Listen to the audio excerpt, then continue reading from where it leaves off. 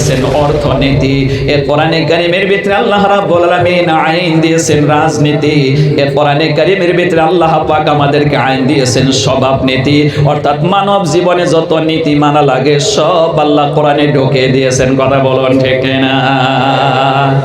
একটা আয়াত এভাবে পাবেন, ওমা মিন গায়িবাতিন ফিস সামাই ওয়াল আরদি ইল্লা ফি কিতাবিম মুবিন। সূরা আন-নামল 93 টোটাল আয়াত, 75 নম্বর আয়াত। এই এখন যেটা বললাম এটা 75 নম্বর আয়াত। আল্লাহ পাক বলেন, there is no secret in the heavens and the earth which has not been recorded in the clear book। আকাশে যা আছে, জমিনে যা আছে, আর ফাঁকা জায়গায় যা আছে সব আমি কোরআনে কারীমের ভিতরে ইনক্লুড করে দিয়েছি, আমি খোলাখুলি বর্ণনা করে দিয়েছি। কোন সুবহানাল্লাহ। সুবহানাল্লাহ। আর একটা আয়াত আপনি পড়বেন 14 নম্বর পারার 2 নম্বর সূরা সূরা আন-নাহল 128 আয়াতের হচ্ছে 90 নম্বর আয়াত।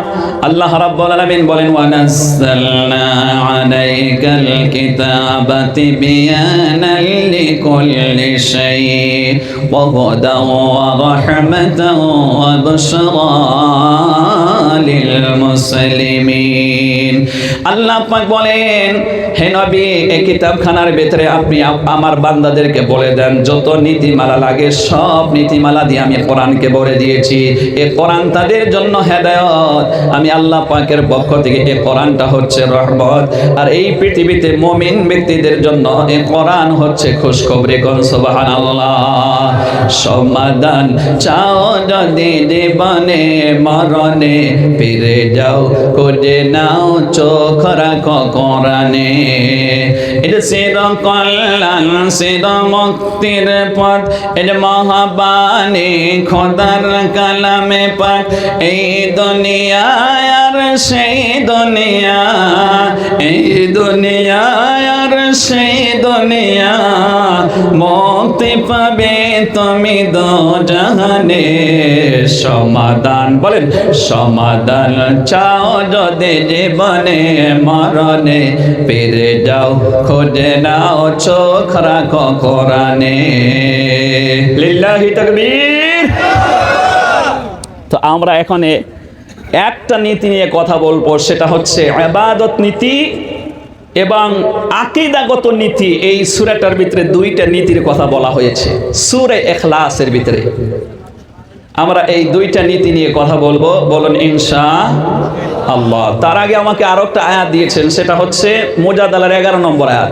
এখানে কোরআনে কারীমের মাহফিল যখন শুরু হয়ে যায় এর আদব কি, এটাকে কিভাবে সামলানো যায়, কিভাবে এটাকে এই মাহফিলটাকে সাজানো যায়, কিভাবে এটাকে সুশৃঙ্খল করা যায়, এ নিয়ে এই আয়াতের মধ্যে তথ্যটা আছে। প্রথমে আমরা ওটা বর্ণনা করছি, যেহেতু ওই আয়াতটা আমাকে দিয়েছেন। এখন ওই আয়াত থেকে কথা না বললে কমিটিওয়ালা বলবে যে আয়াত দিয়েছি হুজুরে তো কথা কইল না। সুতরাং আমরা ওই আয়াতের উপরে প্রথমে কথা বলি। আল্লাহ রাব্বুল আলামিন বলেন, ইয়া আইয়ুহাল্লাযীনা আমানু ইযা ক্বিলা লাকুম তাফাসসাহু ফিল মাজালিসি ফাফসাহু ইয়াফসাহিল্লাহু লাকুম ওয়া ইযা ক্বিলা উশযু ফাউশযু ইয়ারফা'িল্লাহু ইলা আখিরি আয়াত। আল্লাহ পাক বলেন, বিশ্বাসী বান্দারা যখন তোমরা কোরআনে কারীমের মাহফিলে জেন হয়ে যাও, উপস্থিত হয়ে যাও, তোমাদেরকে যদি বলা হয় ওঠে বসো, তাইলে তোমরা উঠে বসবে। তোমাদেরকে যদি বলা হয় আগত মুমিনদের জন্য জায়গা ছেড়ে দাও, জায়গা প্রশস্ত করে দাও, তোমরা জায়গা প্রশস্ত করে দেবে। আর তোমাদেরকে যদি বলা হয় উঠে তোমরা চলে যাও, তাইলে তোমরা উঠে চলে যাবে। আল্লাহ পাক বলেন, এই হুকুম পালন করলে বান্দারে আমি তোদেরকে কয়টা পুরস্কার দেব। 1 নাম্বার পুরস্কার হলো আমি আল্লাহ পাক তাকে জান্নাতের ভিতরে জায়গা প্রশস্ত করে দেব। আর আল্লাহ পাক এই জন্য আগে থেকেই জান্নাতটাকে প্রশস্ত করে বানিয়ে রেখেছেন। দলিল 29 নম্বর পারার আখির সূরার আগের সূরায় ঢুকলে কোরআন শরীফে এই সূরাটার নাম এসেছে সূরা আদ-দহর। তাফসিরে এই সূরার আরেকটা নাম এসেছে সূরা আল ইনসান। 31টা আয়াতের হচ্ছে 20 নম্বর আয়াত। আল্লাহু আকবার, আল্লাহু আকবার। আল্লাহ রাব্বুল আলামিন বলেন, ওয়া ইযা রাআইতা থাম্মা রাআইতা নাঈমান ওয়া মুলকান কাবীরা। আল্লাহ পাক বলেন বান্দারে তোমাদেরকে যে আমি প্রশস্ত জান্নাত দেব সেজন্য আগে থেকেই জান্নাতকে প্রশস্ত করে বানিয়ে রেখেছি। ওই জান্নাতে যখন তুমি যাবে যেদিকেই যাবে সেদিকেই নিয়ামত আর নিয়ামতের সাম্রাজ্য তোমার নজরে পড়বে। কোন আল্লাহু আকবার। জান্নাত কত প্রশস্ত বন্ধ। হাদিসের ভিতরে একজন মিনিমাম জান্নাত যাকে দান করবে একেবারে 8টা শ্রেণী আছে জান্নাতের ভিতরে, তার চাইতে ছোট সবচাইতে জান্নাত যেটা আল্লাহ যাকে উপহার দেবে ওই মানুষকে 10টা পৃথিবীর সমতুল্য এরিয়া জান্নাত দেবে। সুবহানাল্লাহ। কালকে কোন জানি কে 10টার মতন পৃথিবী জান্নাত চাই না? তাইলে খুশি হয়ে আল্লাহর প্রশংসা করতে পারলেন না? জোরে বলেন সুবহানাল্লাহ। আর একটু জোরে বলেন। কেউ কেউ চিন্তা করতেছে 10টার মতন পৃথিবী জান্নাত দিলে তো আমি হারিয়ে যাব। 10টা পৃথিবীর সমতুল্য জান্নাত আপনি পাবেন। কোরআন কারীম যখন আপনি বের করবেন সূরা ওয়াকিয়া টোটাল আয়াত আছে 96। এখান থেকে আপনি পড়বেন 16, 17, 18 আয়াত। যখন আপনি স্টাডি করবেন ওখানে আছে ওয়ায়াতুফু আলাইহিম ওয়ালদানুম মুখাল্লাদুন। মহান আল্লাহ পাক বলেন ওই জান্নাত আমি তোমাকে দেব কিশোর দেখতে মণিমুক্তার মতন ঝলঝল করতে থাকবে। ওরা কখনো বোরা হবে না। এইরকম 80,000 কর্মচারী তোমার পিছনে পিছনে ঘুরবে। 10টা পৃথিবীর সমতুল্য জান্নাত এরিয়া আর 80,000 কর্মচারী। এরপরে এই সূরার 22 এবং 23 নম্বর আয়াতে ওয়াহুরুন ঈন কাআমসালিল লুলুইল মাকনুন, গোপনে রক্ষিত জান্নাতি হুর অর্থাৎ জান্নাতি স্ত্রী আল্লাহ দেবে 70টা। এতো হাসতে সুবহানাল্লাহ। বউ পাইয়াও খুশি হয় না গো, কেমন মানুষ গো এগুলা।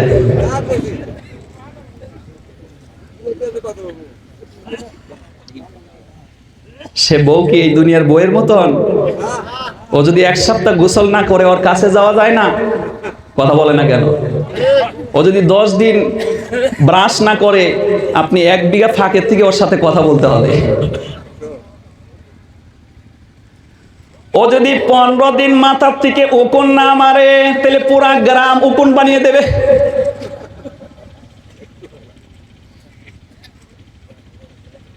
কিন্তু জান্নাতের বউ ভিন্ন। আল্লাহ পাকের নবী বলেন ওই জান্নাতে তোমাকে যে বউটা দেওয়া হবে ও কখনো অপবিত্র হবে না। ও আমার বন্ধুগণ কখনো তার যৌবন হারাবে না। ও কখনো তোমার অবাধ্য হবে না। ও কখনো আমার বন্ধুগণ তার শরীর দিয়ে দুর্গন্ধ আসবে না। স্বামীর প্রতি কখনো না শুকরিয়া আদায় করবে না। ও এত সুন্দর থাকবে আমার বন্ধুগণ। ওর যে জামাটা পরা থাকবে রেশমি কাপড়ের হবে। ও যখন লেহেঙ্গাটা পরিধান করবে 3 মাইল এরিয়া হবে লেহেঙ্গা। সুবহানাল্লাহ। মণি মুক্তার সুতা দিয়া জৌহর দিয়া এমন মূল্যবান পাথর আমার বন্ধুগণ মণি মুক্তা দিয়া ওর লেহেঙ্গাটা গাতা থাকবে আমার ভাইরা। এটা 3 মাইল এরিয়া জোড়া থাকবে। ও পরিধান করে যখন আপনার সম্মুখে দাঁড়াবে ওই জামার ভিতর দিয়ে দেখতে পাবেন স্কিন, তার ভিতর দিয়ে দেখতে পাবেন গোশত, আর ভিতর দিয়ে আপনি দেখতে পাবেন নার্ভ, এই নার্ভের ভিতর দিয়ে দেখতে পাবেন আপনি হাড্ডি, হাড্ডির ভিতর দিয়ে ক্যালসিয়াম দৌড়াদৌড়ি করতেছে তাও আপনি দেখতে পাবেন। ও যুবক ভাইয়ারা, নিউ ইয়ার্সের জন্য দৌড় দিছো, এই যে বউ পাওয়ার জন্য দৌড় দেও। কথা কয় না কেন?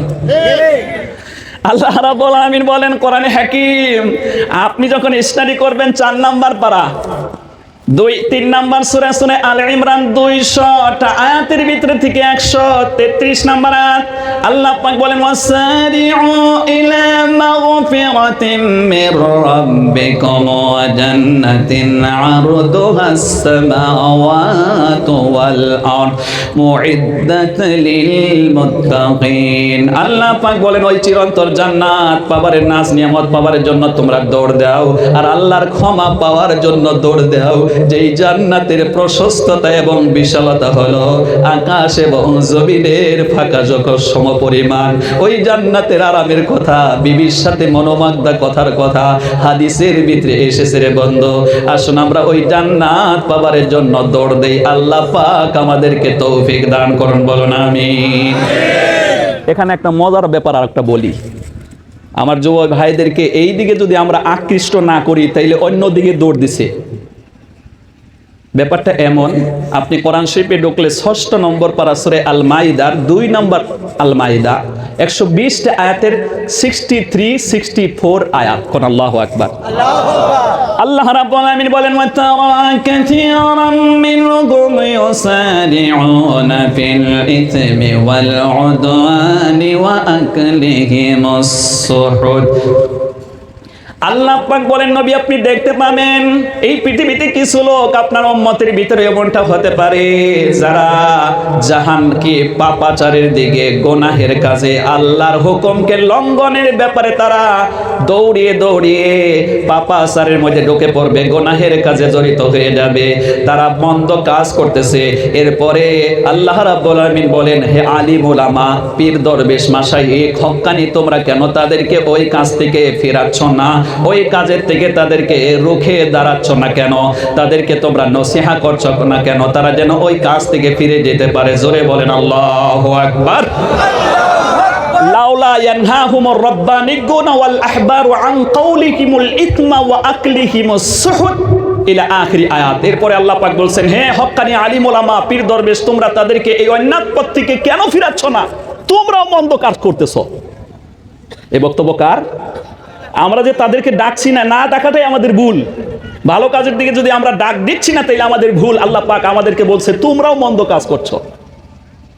সুতরাং আমার এই যুবক ভাইদেরকে জান্নাতের পথে তারা যেন জান্নাত অর্জন করতে পারে তার দিকে আকৃষ্ট করতে গিয়ে আমরা তত্ত্ববহুল কথা বলি, অর্থাৎ ভিতরের কথাটাওকে প্রকাশ করে দেই।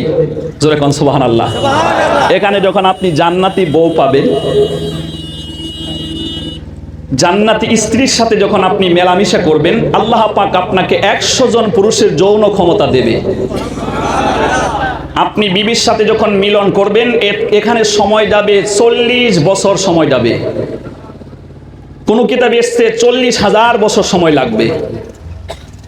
আপনি বিবির সাথে মিলামেশা করে চলে আসলেন, আরেক বিবির কাছে গেলেন, ফের আবার ওই বিবির কাছে যখন যাবেন আপনি দেখবেন আপনার বিবি কুমারী। সুবহানাল্লাহ। কোন ডিটেলসটা আর আমি বলছি না, আপনারা বুঝে ফেলেছেন। বিবিকে কুমারী পাবেন, অর্থাৎ এর আগে যে আপনি ওর সাথে সহবাস করেছেন সেখানে ওর যে অবস্থা ছিল সেটা আর নাই, এখন নতুন হয়ে গেছে। সুবহানাল্লাহ। আমার যুবক ভাইদেরকে যখন আমরা এই দিকে আকৃষ্ট করব, তখন গুনার পথ ছেড়ে দিয়ে, জাহান্নামের পথ ছেড়ে দিয়ে জান্নাতের দিকে দৌড় দেবে। এই জন্য এই কথাগুলো আমাদের বলার দরকার। কথা কন না কেন? আর হাদিসের ভিতরে এসছে, আল্লাহ রাসূল বলেন, দিনের বেলা আমার কাছ থেকে যা আমল দেখো, ও আমার উম্মতেরা আমার কাছ থেকে শিখো আর পৃথিবীবাসীকে খুলে খুলে বলো। আর নবী বলছেন, হে আমার স্ত্রীরা, রাত্রে আমার সাথে কি সম্পর্ক হয় আর কিভাবে আমি তোমাদের সাথে মেলামেশা করি, যা আমি করি এটাই তোমাদের সবক, এটাই তোমাদের মডেল, এটাই তোমাদের কি নেক আমল। তোমরা শিখো, এই পৃথিবীবাসী মহিলাদেরকে বলে দাও।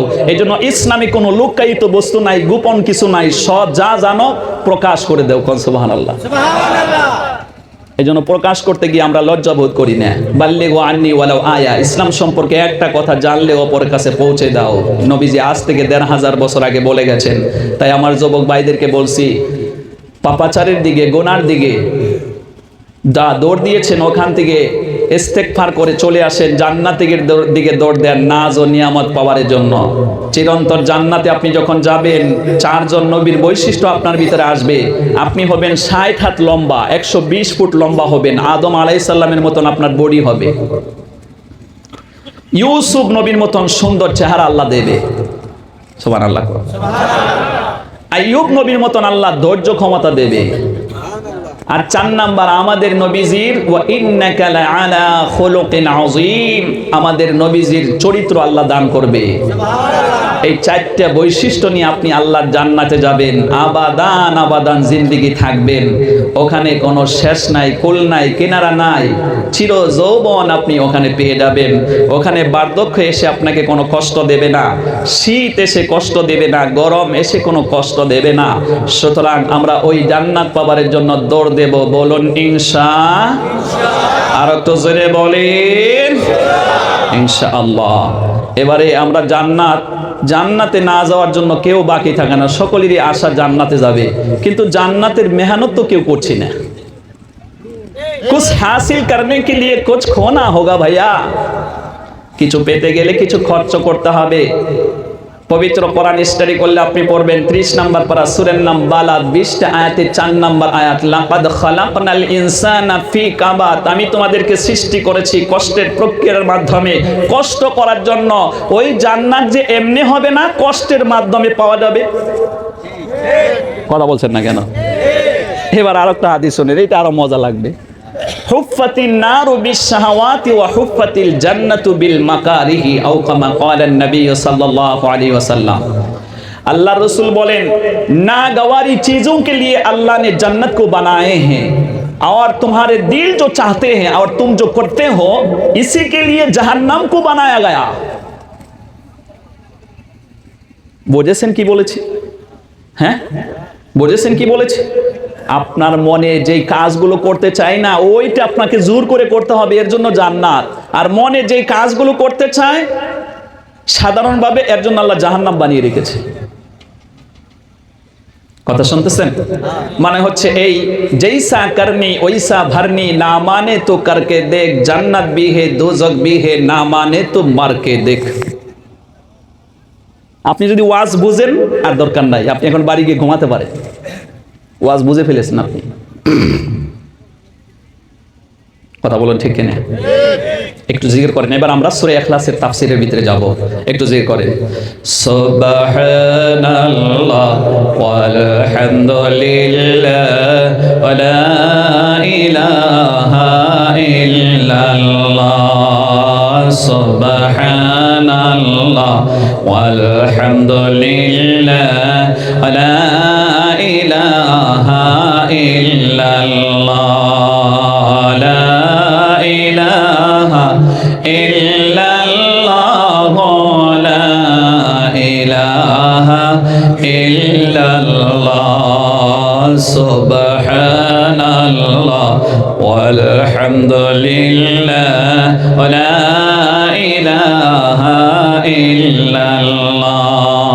ওই কলিমা পড়লে রে আমার মন বল বল বল, ওই কলিমা পড়লে রে আমার মন বল বল বল, ওই কলিমা শান্তি হবে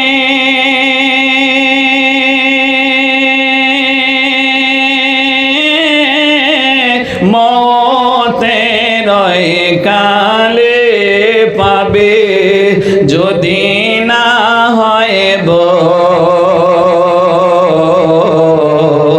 ওই কলিমা পড়লে রে আমার মন বল বল বল, লা ইলাহা ইল্লাল্লাহ, লা ইলাহা ইল্লাল্লাহ, লা ইলাহা ইল্লাল্লাহ মুহাম্মাদুর রাসূলুল্লাহ।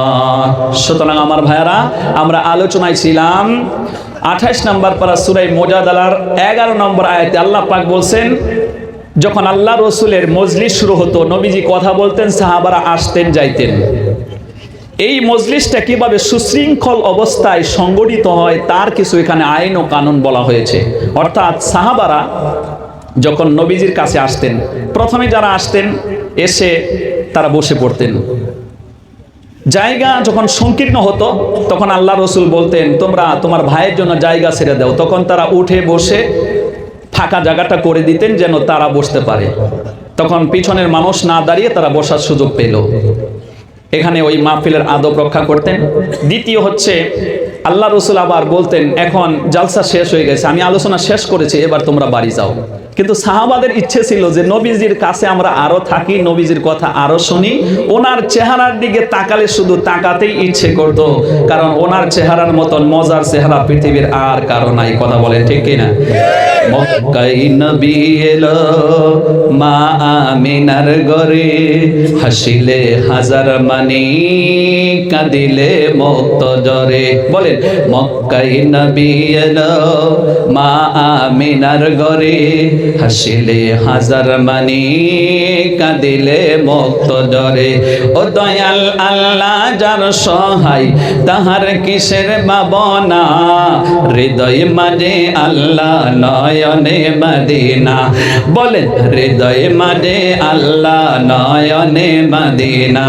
দে দে পাল তোলে দে মাঝি হেলা করিস না, ছেড়ে দে নৌকা মোরা যাব মদিনা, ছেড়ে দে নৌ মক্কা মোরা যাব মদিনা। ও নূরের রৌশনীতে দুনিয়া গেছে ভরে, যে নূরের বাতি জ্বলে মদিনার ঘরে ঘরে। ও দয়াল আল্লাহ যার সহায় তাহার কিসের ভাবনা, হৃদয় মাঝে আল্লাহ নয়নে মদিনা, হৃদয় মাঝে আল্লাহ নয়নে মদিনা।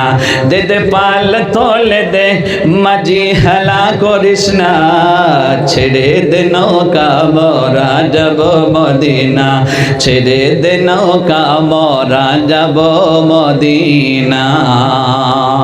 নবীজি বলতেন এবার চলে যাও। তারপরেও কিছু সাহাবা যেতে চাইতো না। তখন এই আয়াতটা অবতীর্ণ হয় যে না, নবীজি তখন তোমাদেরকে যেতে বলে তখন তোমরা চলে যাবে। অর্থাৎ এই আয়াতের তাফসিরের ভিতরে এসে আবার কিছু সাহাবী নবীজির কাছে আসতেন পার্সোনালি নবীজির সাথে সাক্ষাৎ করার জন্য। যখন জমায়েতের সাথে নবীজি থাকতেন তখন পার্সোনালি কিছু কথা আছে, কিছু মাসলা এক্সট্রা করে শুনে নেওয়া, তার প্রয়োজনীয় নিজের জন্য মাসলা, এইটা সব মানুষের সম্মুখে বলবে বিষয়টা এমন না। এই জন্য আল্লাহ রসুল সাল্লাল্লাহু আলাইহি ওয়াসাল্লাম তখন বলতেন তোমরা চলে যাও, কেউ কেউ আছে আমার সাথে এক্সট্রা সাক্ষাৎ করবে, সুতরাং তাদেরকে সুযোগ দাও। যখন ওরা যেতে চাইতো না তখন এই কোরআনের আয়াত নাজিল হলো। আর সাহাবারা যখনই কোরআনের আয়াত নাজিল হয়, this is my order so follow, সঙ্গে সঙ্গে তারা তা মানতো। ঠিক না? মুমিনের এ ব্যাপারে একটা গুণ সম্পর্কে কোরআন শরীফে একটা আয়াত পাবেন, আপনি পড়বেন সূরা আন-নূর। আমি কি গল্প করতেছি না কোরআন শরীফ শোনাচ্ছি? কথা হয় না কেন? আর একটু জোরে বলেন। এই যে তাফসির নামে তাফসিরুল কোরআন মাহফিল দিয়া কিছু বক্তা এখানে এরকম ভাবে দাওয়াত দেওয়া হয় যে তাফসির কাকে বলে ওর 14 গোষ্ঠী বুঝে না। কথা হয় না কেন? এটা কি ফাইজলামি শুরু হয়েছে নাকি? হ্যাঁ, আর এই তাফসির সব বক্তা করতেও পারবে না, কারণ বক্তা থাকে ফ্যাশনের উপরে। হ্যাঁ, এমন ভাবে ড্রেস পরে আসবে, পিছনে যখন হ্যান্ডবিল লাগানো হয় এত লম্বা ডিগ্রি, মাঝখানে ওর নাম খুঁজে পাওয়া যায় না। ওর নাম যদি 1 হাত, ডিগ্রি হলো 14 হাত। কথা বলছেন না কেন? আবার যখন এখানে এসে কথা বলতে দেওয়া হয়, একটা আয়াতের তরজমা পড়তে পারে না, তাফসির করতে পারে না। যে আয়াত তাকে সাবজেক্ট দিয়েছে ওই আয়াতটাই তিলাওয়াত করে না, ওই কিসের তাফসির করে? কষ্ট পাইতেছেন? মারবেন, মারেন তাও কম, মারলেও কম। এই জন্য বক্তা যখন দাওয়াত দেবেন খুব হুশে দাওয়াত দিবেন, বেহুশে দাওয়াত দিয়েন না। আর আপনারা যারা অডিয়েন্স আছেন আপনারা কমপ্লেন করবেন, এই কমিটিকে কমপ্লেন জানাবেন, কারণ আপনাদের টাকায় এই মাহফিল চলে। আলতু ফালতু বক্তা এনে আপনাদের সময় লস করবে। সময়ের আজকাল খুব মূল্য আছে। কথা কয় না কেন?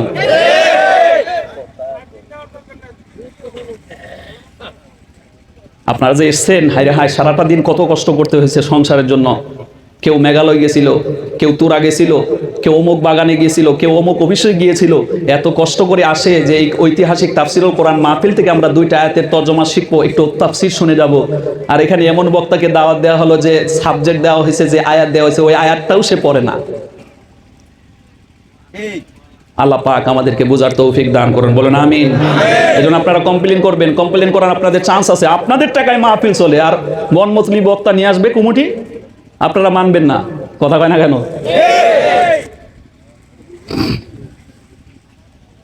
প্রিয় ভাই, আমরা আলোচনা করতেছিলাম কত নম্বর আয়াত, আমার কিছু সময় রাগ উঠে যায়, আল্লাহকে ওয়াস্তে মাফ করবেন। ভাই, কোরআন হাদিসের বিপক্ষে কোনো কাজ হলে এটা মুমিনের একটা গুণ হওয়া দরকার, সে তার সহ্য করতে পারবে না। কথা বলেন ঠিক কিনা? দলিলটা আপনি দেখে নেবেন, আমি আয়াতটা এখন পড়ছি না, শুধু দলিলটা বলে দিচ্ছি। 26 নম্বর পারা সূরা হুজরাত স্টাডি করলে 7 নম্বর আয়াতের লাস্টে এই কথা বলা হয়েছে, দেখে নেবেন। এখন আমরা যে আয়াতটা পড়তে যাব এটা হলো 18 নম্বর পারার 2 নম্বর সূরা। সূরার নাম হচ্ছে সূরা আন-নূর। নূর মানে আলো, এখানে জ্ঞানের আলো। 64 টোটাল আয়াতের 150 নম্বর আয়াত। আল্লাহু আকবার, আল্লাহু আকবার। আল্লাহ রাব্বুল আলামিন বলেন, ইন্নামা কানা কাওলাল্লাযীনা ইযা দুউ ইলাল্লাহি ওয়া রাসূলিহি লিয়াহকুমা বাইনাহুম আইয়াকুলু সামি'না ওয়া আতা'না ওয়া উলাইকা হুমুল মুফলিহুন। আল্লাহ রাব্বুল আলামিন বলেন, মুমিনের উন্নত মানের গুণ এবং বৈশিষ্ট্য হচ্ছে তারা যখন আল্লাহর আইন শুনবে, নবীজির পক্ষ থেকে কোনো মাসআলা আসবে, কোনো হুকুম আসবে, একদিকে তারা শুনবে, ক্বালু সামি'না, তারা শুনবে আর বলবে ওয়া আতা'না, আল্লাহ আপনার আইন শুনলাম, নবীজির আইন শুনলাম আর মেনে নিলাম। আল্লাহ পাক বলেন এই দলটাই হলো কামিয়াবি দল। কথা বলুন ঠিক না? নারায়ে তাকবীর।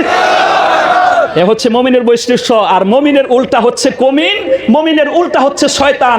শয়তানও আল্লাহর আইন শুনেছিল, আল্লাহ পাক বলেন উসজুদ লি আদামা, সিজদা কর আমার আদমকে। তখন শয়তান বলছিল আমি কেন করতে যাব? ক্বালা আনা খায়রুম মিনহু খালাকতানি মিন নারি ওয়া খালাকতাহু মিন তিন, আমি ওর চাইতে শ্রেষ্ঠ। যে আল্লাহ বানাইলো ওই আল্লাহর সম্মুখে যুক্তি দিচ্ছে, ওর চাইতে কি আর আমার বন্ধুগণ কি বলে দুর্ভাগ্য ব্যক্তি হতে পারে? এই জন্য লানতের তত ওর গলায় পড়ছে। কথা বলেন ঠিক না?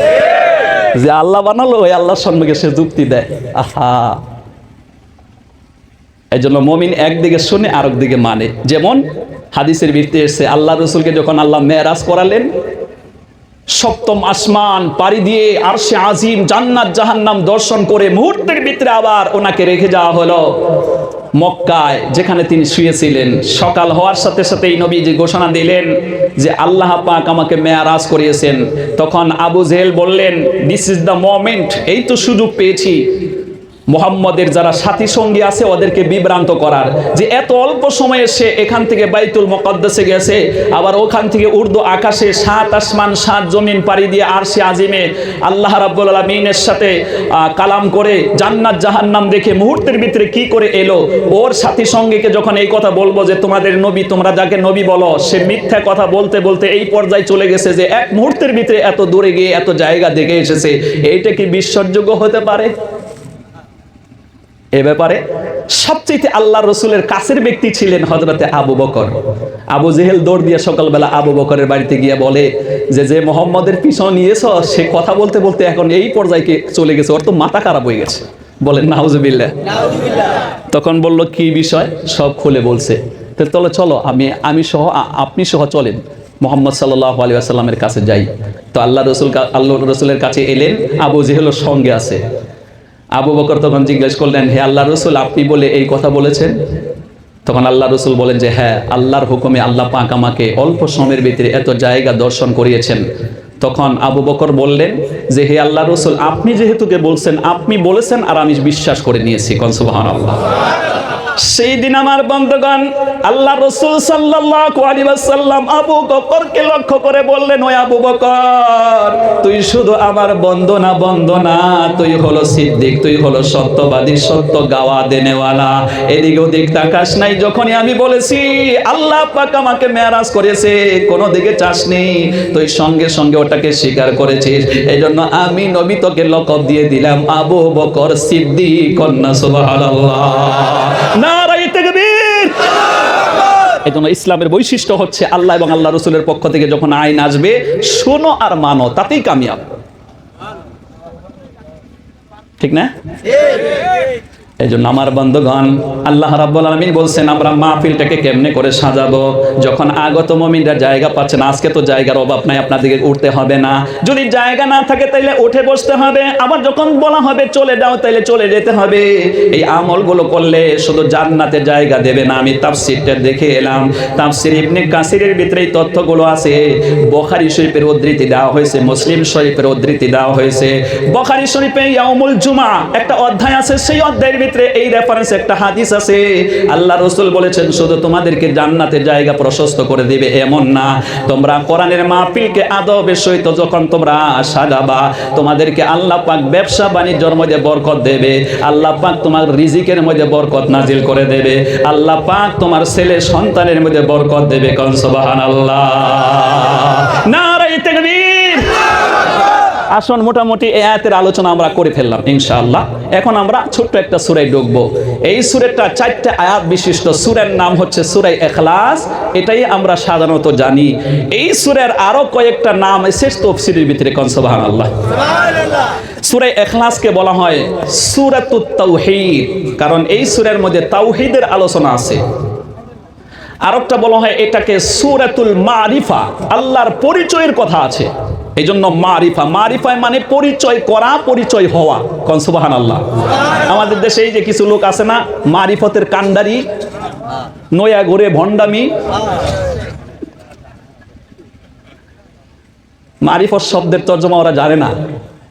মারিফত কাকে বলে, কি বলে, এই মারিফত শব্দ কোথা থেকে উৎপত্তি হলো, এর মধ্যে কে আপনার মেন হরফ কয়টা, কোন অক্ষর থেকে উৎপত্তি, কোন শব্দ থেকে উৎপত্তি, ওকে যদি জিজ্ঞাসা করেন ও তো বলতেই পারবে না, ওর 14 গোষ্ঠী বলতে পারবে না। কিন্তু মারিফতের নাম নিয়ে ও ভণ্ডামিন শুরু করে দিয়েছে। কথা বলুন ঠিক কিনা? তো এই সূরা ইখলাসের আরেকটা তরজমা হলো, আরেকটা নাম হলো সূরাতুল মারিফা। তাইলে একটা হলো সূরা ইখলাস, একটা হলো সূরাতুত তাওহীদ, আরেকটা হলো আমার বন্ধুগণ সূরাতুল মারিফা। আরেকটা নাম এসেছে এই কোরআন সূরাটার ভিতরে 2 নম্বর আয়াতের লাস্টে এসেছে ওয়াল্লাহুস সামাদ। আছে না? আচ্ছা আপনারা বলেন তো আল্লাহুস সামাদ হবো না ওয়াল্লাহুস সামাদ হবো? জি জি জি, আল্লাহুস সামাদ। হ্যাঁ ঠিক। কিছু মানুষে বলে আল্লাহুস সামাদ, ওয়াল্লাহু ওয়াও দিয়ে বলতে হবে, ওয়াল্লাহুস সামাদ। আমার বন্ধুগণ এখানে সামাদ যে শব্দ এসেছে, এই জন্য তাফসীরের ভিতরে আরো একটা নাম এসেছে সূরা ইখলাসের সূরাতুস সামাদ। মোটামুটি কয়টা নাম পেলাম? সূরা ইখলাস, সূরাতুত তাওহীদ, সূরাতুল মারিফা, সূরাতুস সামাদ। এই 4টে নাম তাফসীরের ভিতরে এসেছে। কেন এই নামগুলো হলো, এর ব্যাখ্যা বিশ্লেষণ নিয়ে আমরা কথা বলবো। আল্লাহ পাক আমাদেরকে সিরিয়ালি কথাগুলো বলার তৌফিক দান করেন, বলুন আমিন। নারায়ে তাকবীর। এই সূরাটা ছোট্ট মনে হলেও কিন্তু এখানে এই সূরার পাওয়ার অনেক বেশি। কারণ কোরআন শরীফে যে আয়াতগুলোর মধ্যে আল্লাহর পাওয়ারের কথা, আল্লাহর পরিচয়ের কথা এসছে, ওই সূরার ফজিলতটা বা ওই আয়াতের ফজিলতটা বেশি। যেরকম কোরআন শরীফের ভিতরে একটা আয়াত পাবেন, ওকে আয়াতুল কুরসি বলা হয়। 3 নম্বর পারার 1 নম্বর পেজ, সূরা বাকারা 286টি আয়াতের 255 নম্বর আয়াতের নামই হচ্ছে কি বলে, আয়াতুল কুরসি। এই আয়াতুল কুরসির এত পাওয়ার, আপনি প্রত্যেক সালাতের পরে যদি আপনি এই আয়াতুল কুরসি একবার করে তিলাওয়াত করেন, তাইলে আপনি যেন জান্নাতে চলেই গেছেন, শুধু মরণ নামের সেতু বাকি, মরলেই আপনি জান্নাতে। কেন? ওই আয়াতের ভিতরে আল্লাহ পাকের 10টা পাওয়ারের কথা বলা হয়েছে। ওনার পাওয়ার, দ্য মোস্ট স্ট্রং। আল্লাহ পাক হচ্ছেন সুপার পাওয়ার। আন্নাল কুওয়াতা লিল্লাহি জামিআ। আল্লাহ পাক হচ্ছেন সুপার পাওয়ার। সুতরাং এই আয়াতে কি বলা হয়েছে? পাওয়ারের কথা যখন বলা হয়েছে, আয়াতের পাওয়ার বেশি। ওই আয়াতটা আমরা সকলেই প্রত্যেক সালাতের পরে পড়ার চেষ্টা করব ইনশাআল্লাহ।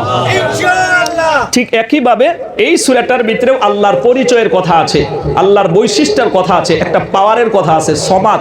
সমাদ হচ্ছে এমন পাওয়ার, ব্যক্তির জন্যই খাস, এমন ব্যক্তির জন্যই খাস, অর্থাৎ আল্লাহ শুধু আল্লাহ রাব্বুল আলামিনের জন্যই এই বৈশিষ্ট্যটা খাস। সমাদ এর সহজ তাফসীর হচ্ছে, তিনি কারো মুখাপিকি না, সকলেই তিনার কাছে চাইতে হয়, তিনি কারো কাছে চাইতে হয় না। ওই পাওয়ারফুল আল্লাহ পাকের আরেকটা গুণ হচ্ছে তিনি সমাদ। সুবহানাল্লাহ। আসুন আমার বন্ধুগণ, এজন্য ধাপে ধাপে আমরা এর তাফসীরটা আলোচনা করি। এর শাব্দিক তর্জমাটা আপনি লক্ষ্য করবেন। আল্লাহ পাক বলেন, কুল হুয়াল্লাহু আহাদ আল্লাহুস সামাদ লাম ইয়ালিদ ওয়া লাম ইউলাদ ওয়া লাম ইয়াকুল লাহু কুফুয়ান আহাদ। কুল হুয়াল্লাহু আহাদ, হে নবী বলুন আল্লাহ এক এবং একক। আল্লাহুস সামাদ, আল্লাহ বেনিয়াজ বেপরোয়া, কারো মুখাপেক্ষী তিনি নন, সকলেই তারই মুখাপেক্ষী। লাম ইয়ালিদ ওয়া লাম ইউলাদ, আল্লাহর কোনো ছেলে মেয়ে নেই, আল্লাহর কোনো মা বাবা নেই, তিনি কার থেকেও জন্ম পায় নাই, তিনার থেকে কেউ জন্ম পায় নাই। ওয়া লাম ইয়াকুল লাহু কুফুয়ান আহাদ, আকাশ এবং জমিনে আল্লাহর সমকক্ষ কেউ নাই। একই আয়াতের তাফসীর করতে গিয়ে আল্লাহ নিজেই বলেছেন, আপনি পড়বেন সূরাতুশ শূরা 53 টোটাল আয়াত, আপনি পড়বেন 25 নম্বর পারার 2 নম্বর পেজ 11 নম্বর আয়াতে আল্লাহ রাব্বুল আলামিনের বক্তব্য। মহান আল্লাহ পাক বলেন, লাইসা কামিথলিহি শাইউন ওয়া হুয়াস সামিউল ইলা আখিরি আয়াত। আল্লাহ পাক বলেন, ওই আল্লাহর সাথে কাউকে তুলনা করা যায় না, আল্লাহ কারো মতন নয়। এখন আপনারা প্রশ্ন করেন, আল্লাহ কার মতন? আল্লাহ আল্লাহরই মতন। এর সহজ জবাব হচ্ছে, আল্লাহ কার মতন? আল্লাহ আল্লাহর মতন। ঠিক না? পৃথিবী সুন্দর, আসমান সুন্দর, জমিন সুন্দর, সুন্দরে সুন্দরে পাল্লা, জানি না কত সুন্দর তুমি আল্লাহ, জানি না কত সুন্দর তুমি আল্লাহ। ঠিক না? তা আল্লাহ কেমন? আল্লাহর মতো। এ হচ্ছে সূরাটার শাব্দিক তর্জমা। এখন ব্যাখ্যা বিশ্লেষণে যখন আমরা যাব, এই সূরাটা কোন প্রেক্ষাপটে নাজিল হয়েছিল এটা আমরা যখন শুরু করব, এই ঘটনা শুরু করলেই আমাদের মূল তথ্যটা চলে আসবে, আমাদের বোঝা সহজ হবে। কথা শুনতেছেন? আল্লাহ রাসূল মক্কা নগরীতে তিনি বসবাস করছেন, নবুয়ত আল্লাহ দান করলেন, ওখানে 13টা বছর দ্বীনের দাওয়াত দিলেন, ইসলাম ফেলালেন, ইসলামের পক্ষে কাজ করলেন, তাওহীদের কাজ করলেন। কথা বলেন ঠিক কিনা? তাওহীদেরই মুর্শিদ আমার মুহাম্মাদের নাম বলো, মুহাম্মাদের নাম। আল্লাহর নাম জপলে বুঝতে পারি আল্লাহরই কালাম বলো, আল্লাহরই কালাম। বলেন, তাওহীদেরই মুর্শিদ আমার মুহাম্মাদের নাম বলো, মুহাম্মাদের নাম। আল্লাহর নাম জপলে বুঝতে পারি আল্লাহরই কালাম বলো, আল্লাহরই কালাম। লিল্লাহি তাকবীর। কোরআনে হাকিম যখন আপনি স্টাডি করবেন, 17 নম্বর পারা সূরা আল আম্বিয়া 112টা আয়াতের ভিতরে হচ্ছে 25 নম্বর আয়াত। আল্লাহ পাক বলেন, ওয়া মা আরসালনা মিন ক্বাবলিকা মির রাসূলিন ইল্লা নূহি ইলাইহি আন্নাহু লা ইলাহা ইল্লা আনা ফা'বুদুন। আল্লাহ পাক বলেন, হে নবী, শুধু আপনাকে নন, আপনার আগেও যত নবী রাসূল প্রেরণ করেছি সকলের মাধ্যমে আমি এই পৃথিবীতে তাওহীদের দাওয়াত ছড়িয়েছি। তাদেরকে অর্ডার করেছি, তোমরা একমাত্র আল্লাহ রাব্বুল আমিনের প্রতি বিশ্বাস স্থাপন করে তাওহীদের উপরে প্রতিষ্ঠিত হয়ে তোমরা আল্লাহরই দাসত্ব করো, গোলামি করো, তারই ইবাদত করো। কোন সুবহানাল্লাহ।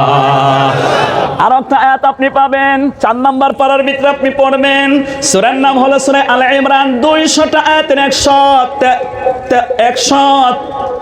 193 অর্থাৎ 193 নম্বর আয়াতে আল্লাহ পাক বলেন, রব্বানা ইন্নানা সামি'না মুনাদিয়ান ইউনাদি লিল ঈমানি আন আমিনু বিরাব্বিকুম ফাআমান্না। আল্লাহ রাব্বুল আলামিন বলেন, হে আমার মুমিন বান্দা বান্দি, তোমরা বলো একমাত্র ওই একজন ব্যক্তির কাছ থেকে আমরা তাওহীদের ঘোষণা শুনেছি, তিনি আমাদেরকে বলেছেন আল্লাহর প্রতি ঈমান আনার জন্য। সুতরাং আমরা তাওহীদের কথা শুনলাম আর ঈমান এনে নিলাম। কথা বলুন ঠিক না? কারণ কারণ এই পৃথিবীতে ঈমান আল্লাহ রাব্বুল আলামিনের কাছে সর্বাধিক গুরুত্ব হলো ঈমান। কোন ব্যক্তির ঈমান যদি না থাকে, কিয়ামতে ওর যত এই পৃথিবীতে ভালো কাজ করতেছে, নেকির আমল করতেছে, ওর কোনটাই আল্লাহর কাছে গ্রহণযোগ্য হবে না। কথা বলুন ঠিক কিনা? ঈমানটা এমন জিনিস, যেরকম আপনি 1000টা শূন্য লিখলেন, এই শূন্যর কোনো দাম নাই, কিন্তু শূন্যর ডাইনে যদি 1 বসিয়ে দেন তাইলে কথা বলেন না কেন? এই শূন্যর দাম হলো না নাই? ঠিক ওইভাবে আল্লাহ পাকের কাছে 1 নাম্বার হলো ঈমান। ঈমানের পরে যত আপনি ভালো কাজ করবেন আল্লাহ তা গ্রহণযোগ্য করবেন, গ্রহণ করে নেবেন। কিন্তু ঈমান যদি না থাকে আল্লাহ কোনোটাই গ্রহণ করবেন না। যেমনটা করে আমরা যখন কোরআনে কারীম স্টাডি করব, 16 নম্বর পারার 3 নাম্বার পেজ বের করলে টোটাল আয়াত সংখ্যা হতেছে 110টা। সূরা কাহাফ 105 6 নম্বর আয়াত। আল্লাহ রাব্বুল আলামিন বলেন, উলাইকাল্লাযীনা কাফারু বিআয়াতি রাব্বিহিম ওয়া লিকাইহি ফাহাবিতাত আ'মালুহুম ফালা নুকিমু লাহুম ইয়াওমাল কিয়ামাতি ওয়াজনা। মহান আল্লাহ পাক বলেন, ওই কাফেরদের আমল কিয়ামতের দিন কখনো মাপা হবে না, ওজন করা হবে না।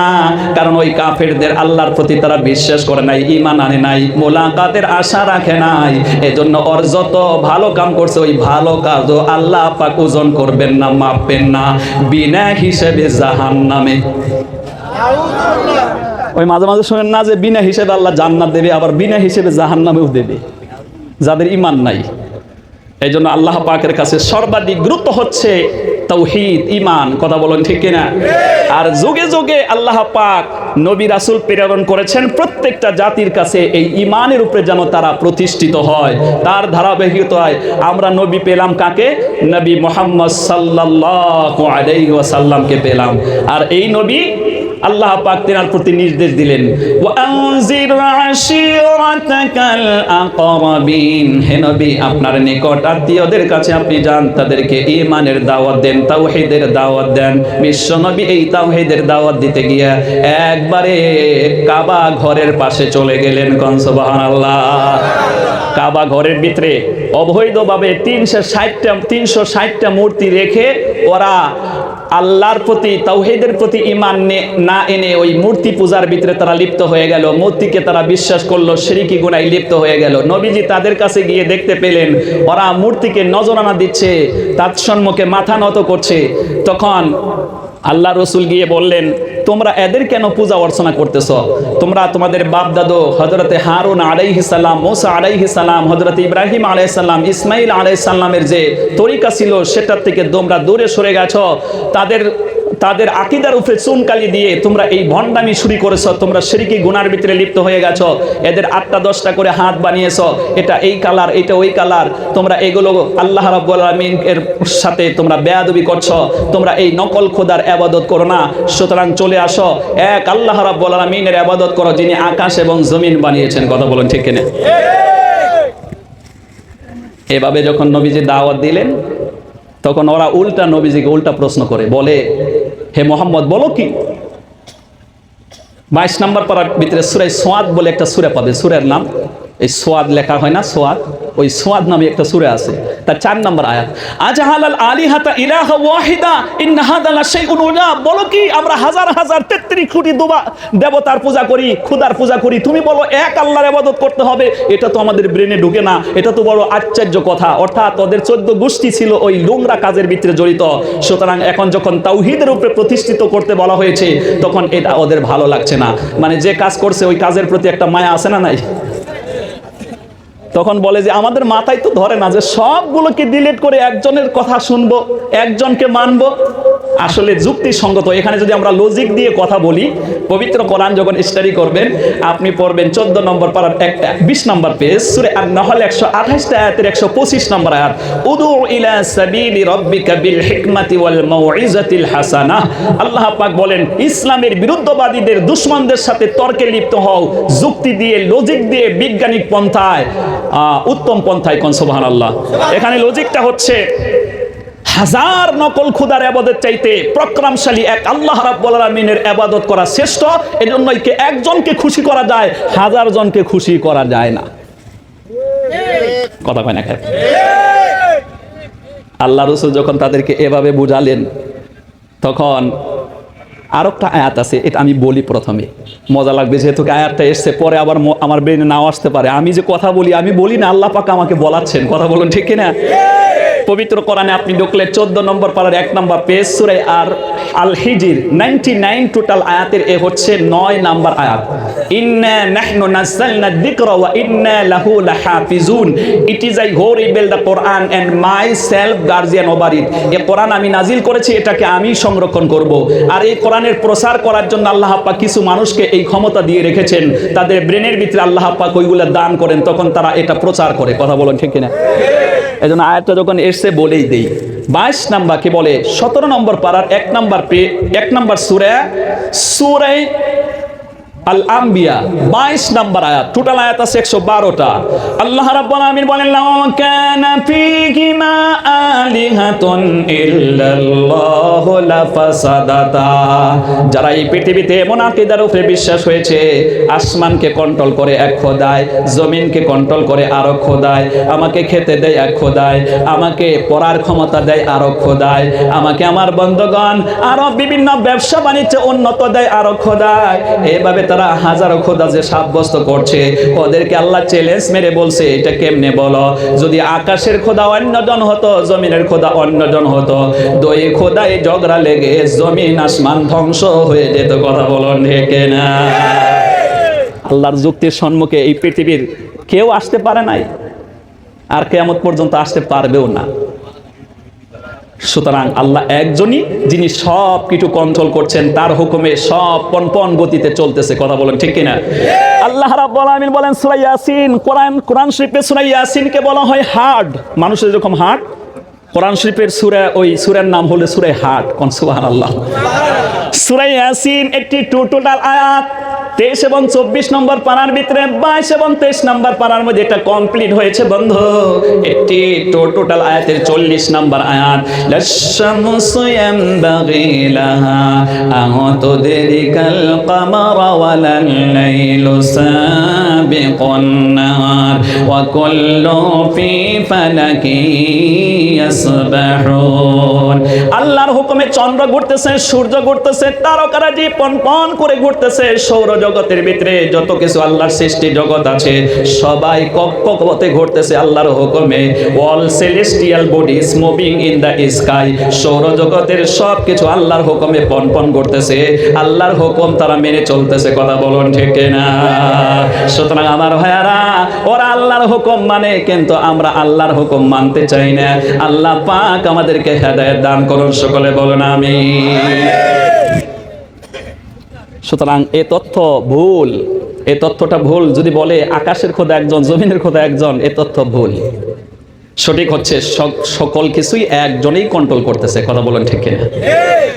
প্রিয় ভাই, আল্লাহ রাসূল ওদেরকে এইভাবে যখন বুঝালেন, করলো যে ঠিক আছে, তাহলে এবার বলো, আমরা যে খোদার ইবাদত করি, ওর 10টা হাত আছে, ওর চেহারাটা এরকম, তারপরে কারো 3টা হাত আছে, কেউ কাঠের তৈরি, কেউ স্বর্ণের তৈরি, কেউ কে বলে মাটির তৈরি। এবার তুমি যে আল্লাহর কথা বলো, ওই আল্লাহর পরিচয় কি? ওর মা বাবার নাম কি? ওর ছেলে মেয়ের নাম কি? ওর বিবির নাম কি? উনি কি কাঠের তৈরি, নাকি উনি স্বর্ণের তৈরি, নাকি পাথরের তৈরি? আপনি আমাদেরকে ডিটেলস বলুন। তখন আল্লাহ রাসূল মনে মনে একটু রাগ করলেন, বলে কি আল্লাহ পাকের আবার ছেলে মেয়ে আছে নাকি? আল্লাহ পাক কি কাঠ দিয়ে তৈরি? এভাবে বলতে থাকেন মনে মনে। তখন আল্লাহ পাকের পক্ষ থেকে জিব্রাইল ফেরেশতা আইসা এই সূরাটা নাজিল করে থুয়া যায়। কোন সুবহানাল্লাহ। কি নাজিল হলো? সঙ্গে সঙ্গে জিব্রাইল ফেরেশতা চলে এলেন। মা ইয়ানতিকু আনিল হাওয়া ইন হুয়া ইল্লা ওয়াহয়ুন ইউহা। নবী নিজের থেকে বানিয়ে কোনো কথা বলে না। যদি নবী নিজের থেকে বানিয়ে কোনো কথা কোরআনের নামে চালিয়ে দিত, ওয়ালাউ তাকাওয়ালা আলাইনা বা'দাল আকাওয়িল লা আখাযনা মিনহু বিল ইয়ামিনি সুম্মা লাকাতা'না মিনহুল ওয়াতিন। আল্লাহ পাক বলেন, তাইলে নবীজির কণ্ঠনালী আমি কেটে ফেলতাম, বুকের মধ্যে চাপা দিয়ে দিতাম, নবীর জবান থেকে কোনো আওয়াজ বের হতো না, মুখ থেকে তিনি কথা বলতে পারতেন না। এজন্য নবী নিজে বানিয়ে কোনো কথা বলে না, আল্লাহর পক্ষ থেকে যা আসে সেটাই তিনি বলেন। কথা বলুন ঠিক কিনা? সঙ্গে সঙ্গে জিবরাইল ফেরেশতা চলে এলো, চলে এসে বলতেছে আল্লাহ পাকের পরিচয় সূরার মধ্যে আছে, তুমি নবী পড়ো এবং তাদেরকে বুঝিয়ে দাও। সকলে পড়েন, কুল হুয়াল্লাহু আহাদ আল্লাহুস সামাদ লাম ইয়ালিদ ওয়া লাম ইউলাদ ওয়া লাম ইয়াকুল লাহু কুফুয়ান আহাদ। জি, সঙ্গে সঙ্গে এই সূরাটা নাজিল হলো। আর নাজিল হওয়ার সাথে সাথে আল্লাহ রাসূল ব্যাখ্যা বিশ্লেষণ করে তাদেরকে জানিয়ে দিল আল্লাহ এক এবং একক। আল্লাহ বেনিয়াজ, বেপরোয়া, কারো মুখাপেক্ষী তিনি নন। লাম ইয়ালিদ ওয়া লাম ইউলাদ, আল্লাহ কার থেকেও জন্ম পায় নাই, তিনার থেকে কেউ জন্ম পায় নাই। ওয়া লাম ইয়াকুল লাহু কুফুয়ান আহাদ, আকাশ জমিনের আল্লাহর সমকক্ষ কেউ নাই। আল্লাহ যে কত মহান, সৃষ্টি জগৎ তার প্রমাণ, তিনি এক অদ্বিতীয় আল্লাহ সুবহান। আল্লাহ হলেন আহাদ আর হলেন as-সামাদ, রহমান রহিম বলে ডাকে সবাই দিন রাত। তিনি কারো জন্ম নন, দেননি কাউকে জন্মদান। তিনি কারো জন্ম নন, দেননি কাউকে জন্মদান।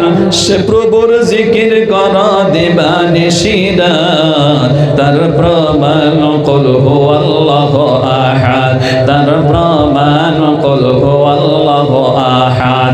আমার বন্ধুগণ, এই সূরা নাজিল হওয়ার সাথে সাথে নবীজি যখন তাদেরকে বোঝালেন আল্লাহ পাক ওরা যারা হেদায়েত নিতে চাইছিল, অর্থাৎ হেদায়েতকে পছন্দ করে, আল্লাহ পাক তাদেরকে হেদায়েত দান করলেন। ইসলাম তারা কবুল করলো, এক আল্লাহর প্রতি তারা বিশ্বাস স্থাপন করলো।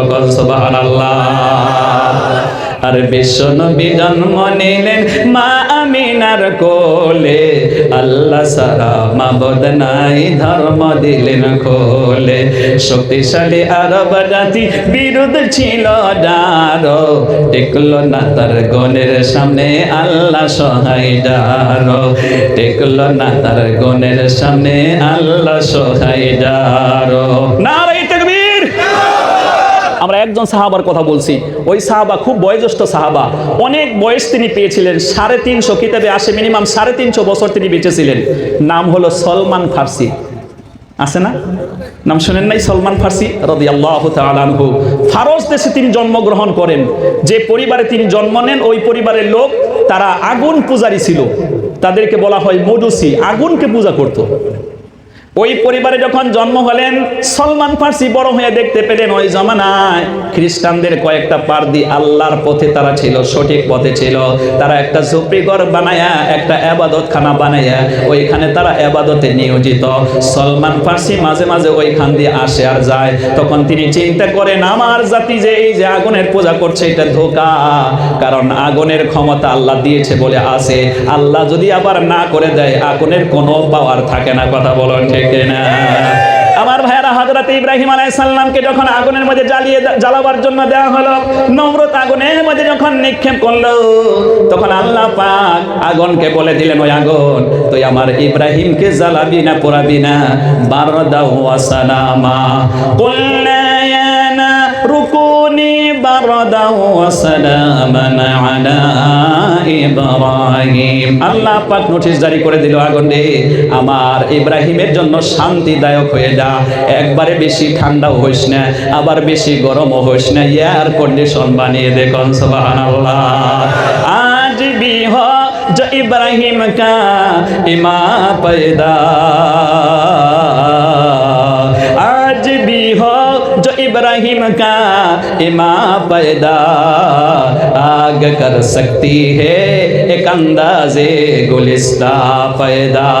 ইব্রাহিম আলাইহিস সালাম 40 দিন ওই আগুনে থাকে। এরপরে আগুন থেকে যখন বেরিয়ে আসে, নবী ইব্রাহিমকে বলা হয়েছিল এই দুনিয়ার জিন্দেগিতে আপনি সব থেকে শান্তিতে কোথায় বসবাস করেছেন? ইব্রাহিম নবী বলতেন আল্লাহর হুকুমে যে আমি আগুনের ভিতরে ছিলাম, আল্লাহ পাক ওই আগুনের ভিতরে আগুনকে যখন নোটিশ দিয়েছিল, আগুনটা আমার এমন জন্য শান্তিদায়ক হয়েছিল। আবার মাঝে মাঝে আল্লাহ পাক আমাকে জিজ্ঞেস করতেন, হে আমার বান্দা খলিল তুমি কেমন আছো? আল্লাহ পাকের এই আওয়াজটা আমার কলিজা পর্যন্ত স্পষ্ট করত। সুবহানাল্লাহ, সুবহানাল্লাহ, আলহামদুলিল্লাহ, ওয়া লা ইলাহা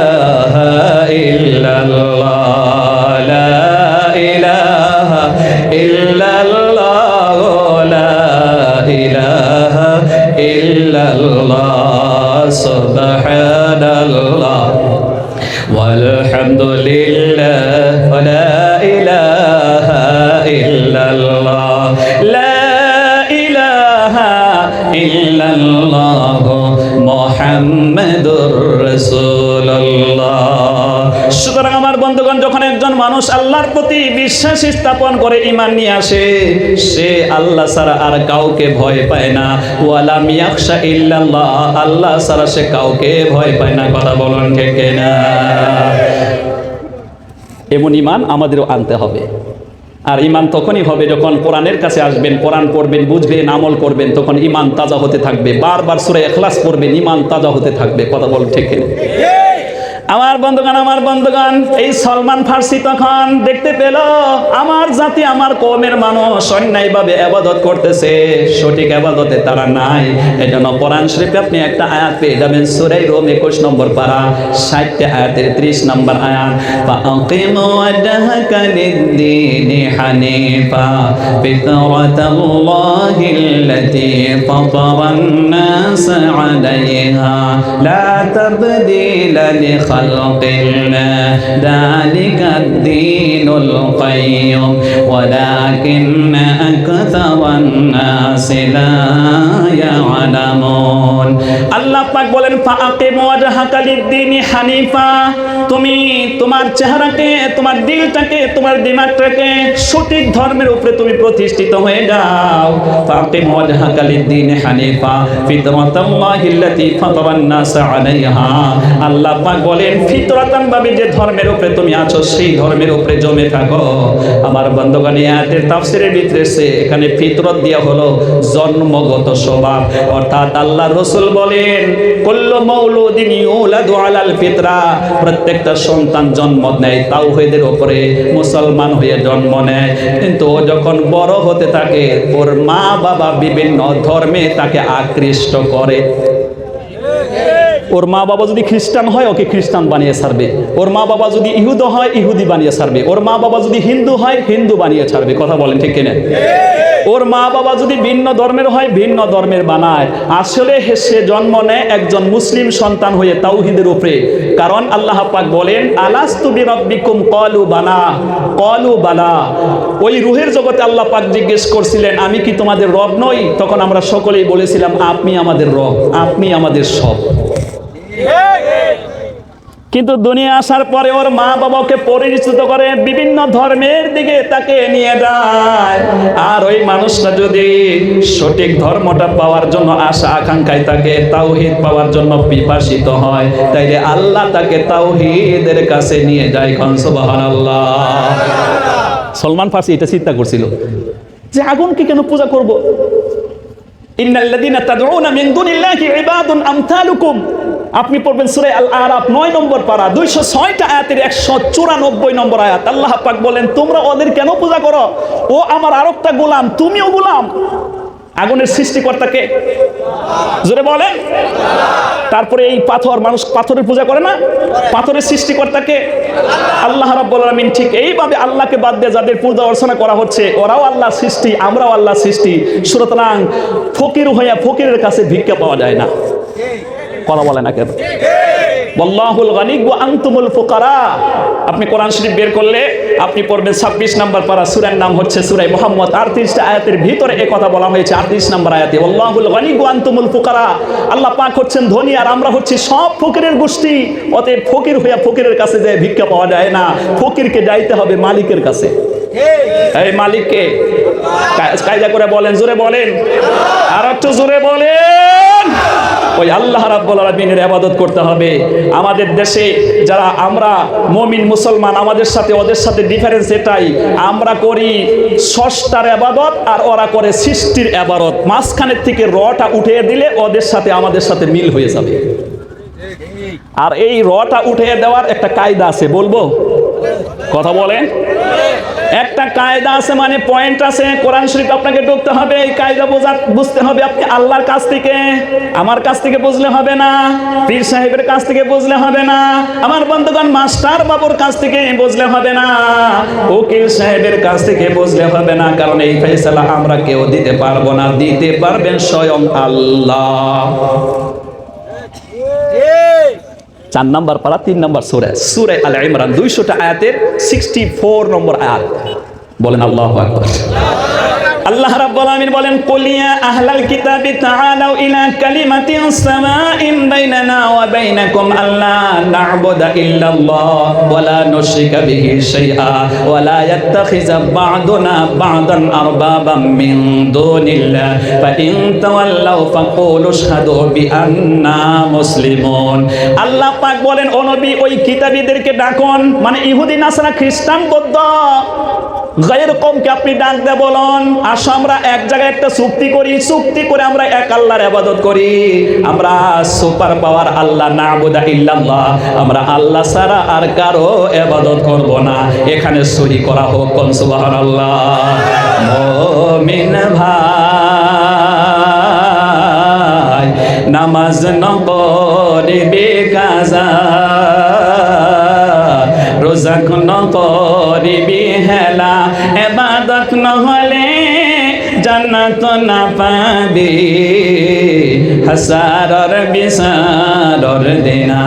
ও মুমিন ভাই হাসারর বিসারর দিনা, আল্লাহর হাবিবে কে বাণী লিখিলে কাকতে জিলিকা করি,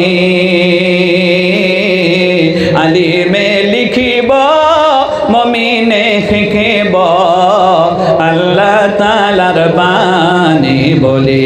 ও মুমিন ভাই নামাজ নকরিবি কাজা,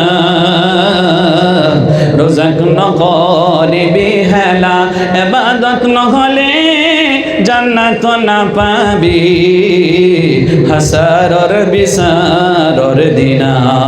হয় না ভাই?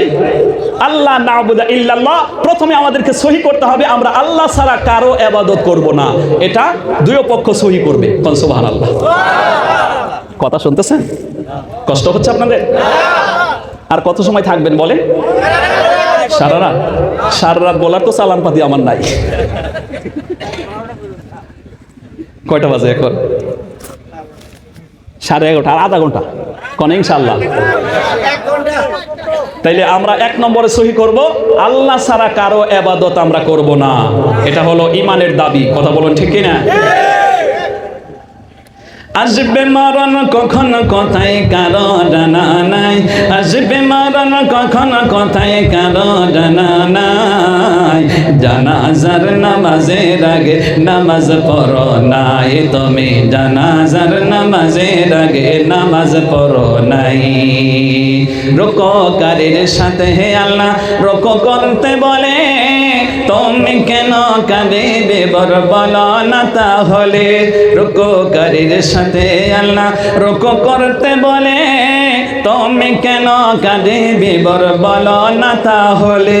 দিলটা ডোবাও তিলাওয়াতে নেকি আয়াতে আয়াতে, দিলটা ডোবাও তিলাওয়াতে নেকি আয়াতে আয়াতে।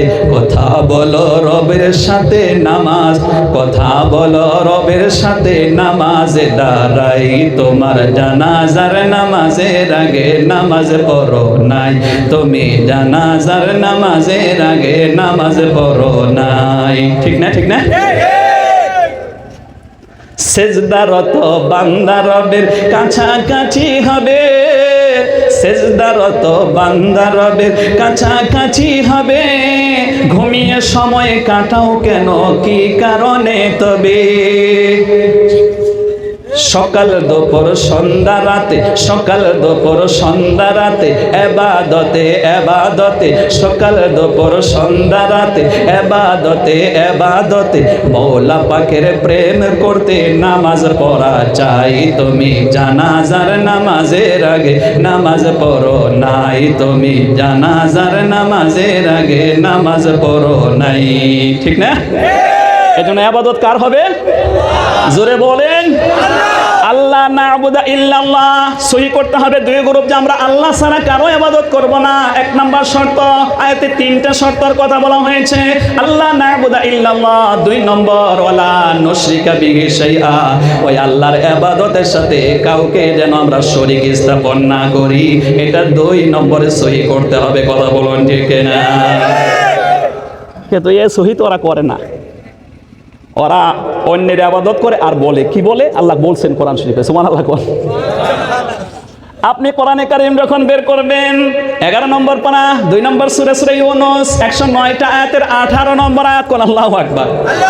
আল্লাহ রাব্বুল আলামিন বলেন ওয়া ইয়াবুদুন মিন দুনিল্লাহি মা লা ইয়াদুররুহুম ওয়া লা ইয়ানফা'ুহুম ওয়া ইয়াকুলুনা হাউলা'i শুফা'াউনা 'ইনদাল্লাহ قل أتنبئون الله بما لا يعلم في السماوات ولا في الأرض سبحانه وتعالى عما يشركون বলুন আল্লাহু আকবার। এখন কান ভালো করে খাড়া করবেন, গুরুত্বপূর্ণ কথা আসতেছে। সুবহানাল্লাহ কোন। আল্লাহ রাব্বুল আলামিন বলেন ওই কাফেররা আমি আল্লাহর সাথে শরীক স্থাপন করে তাদেরই পূজা অর্চনা করে, যারা তার কোনো মঙ্গল করতে পারে না, উপকারও করতে পারে না, মন্দ করতে পারে না, তারপরে ওদের ইবাদত করে আর বলে এরা আমরা এদের ইবাদত করি, ওরা আল্লাহর কাছে গিয়ে আমাদের ব্যাপারে সুপারিশ করবে।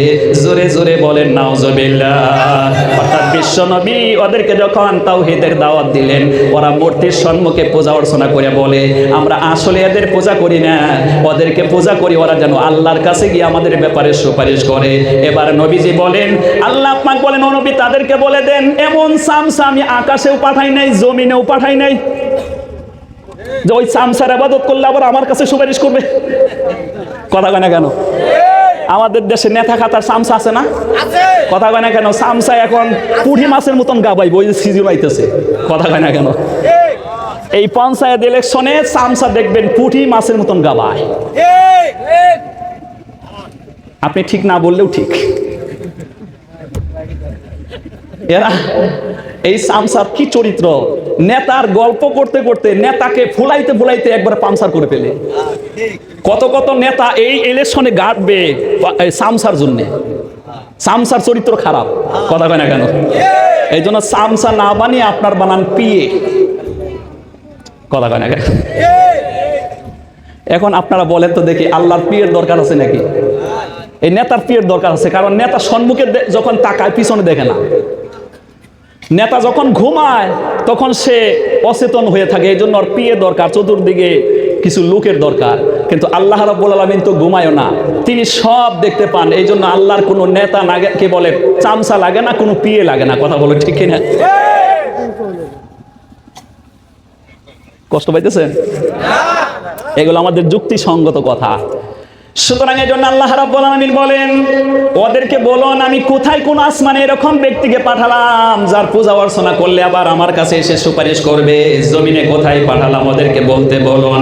আমার বন্ধুগণ এই প্রশ্নের তারা জবাব দিতে পারে না, এই জন্য আল্লাহর সাথে কাউকে শরীক স্থাপন করা যাবে না। কথা বলুন ঠিক না? লিল্লাহি তাকবীর, লিল্লাহি তাকবীর। আর কেউ যদি আল্লাহর সাথে শরীক স্থাপন করলো, শিরকি গুনাহটা এত ভয়ঙ্কর গুনাহ, ক্যান্সারের অ্যানসার হয় কিন্তু শিরকি গুনার অ্যানসার হয় না। আপনি চলে যাবেন আমার বরপেটা ডিস্ট্রিক্টে ফখরউদ্দিন আলী আহমেদ নামে একটা মেডিকেল কলেজ আছে। টাটা কোম্পানির টাকা পেয়ে ওখানে আবার ক্যান্সার হাসপাতাল করেছে, বহু মানুষ ট্রিটমেন্ট হয়ে আল্লাহর হুকুমে ভালো হচ্ছে। তাইলে ক্যান্সারের অ্যানসার হয়, শিরকি গুনার অ্যানসার নাই।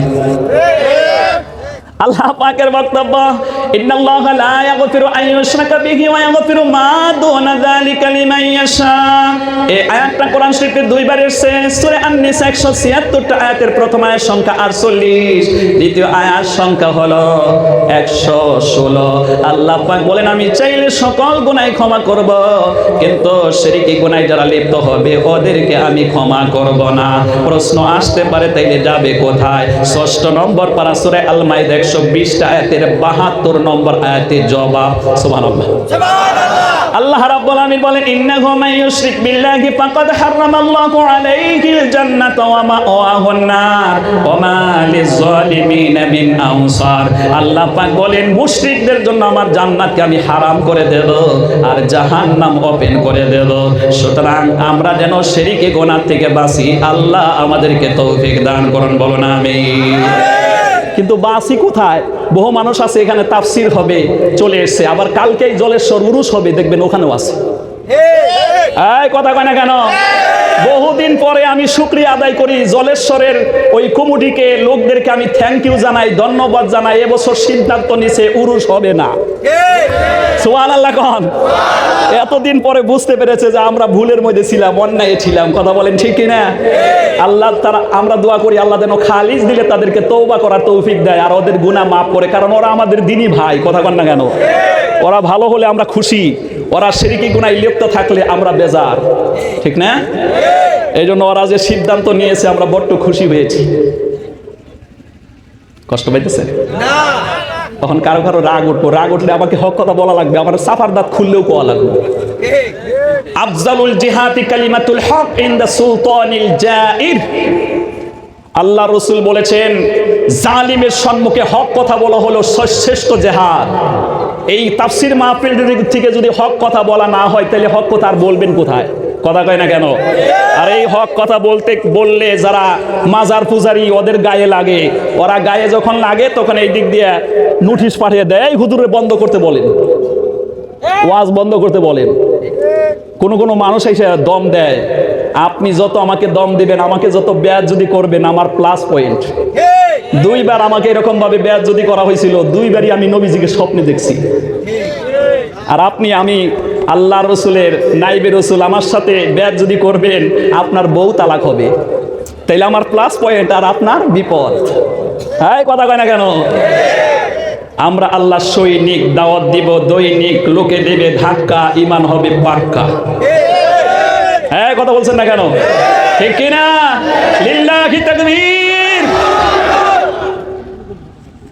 এই জন্য বুঝুন আমরা মরেছি কোথায়। আজকে আমাদের লাঞ্ছনা অপমান কোথা থেকে এসছে? কোরআন শরীফের ভিতরে ঢুকলে আমি যে কোরআনের কথাগুলো বলছি প্রত্যেকটা কথায় দলিল আছে না নাই? জোরে জবাব দেওয়া লাগবে। এই কোরআন শরীফের ভিতরে আপনি ঢুকলে একটা আয়াত পড়বেন, 2 নাম্বার সূরা বাকারা 286টি আয়াতের হচ্ছে 85 নাম্বার আয়াত। আফাতুমিনুনা বিবাদিল কিতাবি ওয়া তাকফুরুনা বিবাদ ইলা আখিরি আয়াত। আল্লাহ পাক বলেন তোমরা আমার কোরআনের কথা কিছু মানবা আর কিছুকে করবা অস্বীকার। অর্থাৎ ওর মন হিসেবে যদি লাগে ভালো তাইলে ওইটা মানে, আর যদি মনের সাথে না পড়ে ওইটা মানে না। আর মনের সাথে যেটা মিলে না, আল্লাহর হুকুম ওই কোনো বক্তাই যদি বলতে চায়, কোনো ওয়াইজিন যদি বলতে চায়, কোনো হুজুর যদি বলতে চায়, ওই হুজুরকে মারার জন্য প্ল্যান করে। এই জন্য আল্লাহ পাক বলছেন দুনিয়াতে পাবি তুই লাঞ্ছনা, কিয়ামতের জন্য তোর জন্য রয়েছে কঠিন শাস্তি। কথা কয় না কেন? এই জালসা শোনার জন্য কিছু লোক এসছে, ওরা বসে আছে, ওর মনের সাথে যদি মিলে তাইলে আল্লাহর হুকুম মানবে, নবীজির হুকুম মানবে। আর ওর মনের সাথে মিলতেছে না, ওর খাসলতের সাথে মিলতেছে না, তখন ও মানবে না, আস্তে করে কেটে পড়বে, চলে যাবে, রাগ করে চলে যাবে। আছে না এরকম লোক? কথা বলেন না কেন? আছে না নাই? এই জন্য আল্লাহ পাক বলছেন কিছু কথা মানবা আর কিছু করবা অস্বীকার। কোরআন হাদিস তোমার বাবার, তোমার ইচ্ছা মতন হবে, তোমাকে কোরআন হাদিসের পক্ষে চলা লাগবে। কথা বলেন ঠিক কিনা? আল্লাহ পাক হচ্ছেন মালিক, আমরা হচ্ছি গোলাম। গোলামে মালিকের কথা শুনতে হবে, মালিক যে হুকুম দেয় ওইটাই মানা লাগবে। আর মালিক তোমার হুকুমে চলবো নাকি? কথা বলেন। বক্তাকে হক কথা বলতে দেয় না। এই তাফসির মাহফিলের এই জন্যই দরকার। আমরা মসজিদ মাদ্রাসার মাহফিল করতে গেলে আমাদেরকে দাওয়াত দিয়ে কুমুঠি আগে আমাদেরকে ওয়াজ শোনায়, কয় এইটা কোয়া যাবো, এইটা কোয়া যাবো, এইটা কোয়া যাবো না। কথা কেন?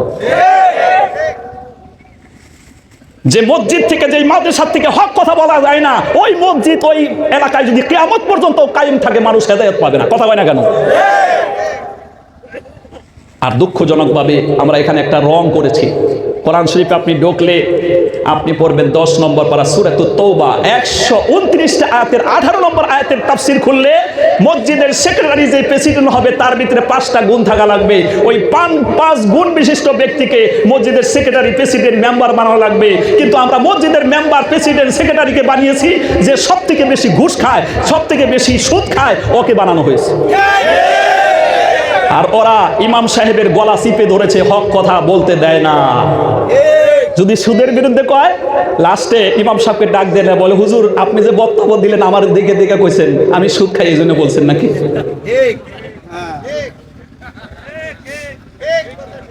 আবার আরেকদিন বক্তব্য দিয়েছে, ইমাম সাহেব ঘুষের বিরুদ্ধে বলছে, তখন সেক্রেটারি গিয়া বলে হুজুর আমি যে একটু কেরানি মানুষ, মাঝে মাঝে ফাইল ধাক্কা দেওয়ার জন্য কিছু পয়সা নেই, আপনি এইটা বুঝা শুনে আমার বিরুদ্ধে বক্তব্যটা দিলেন না, আপনার চাকরি কিন্তু থাকলো না। এই কথা কেন কেন?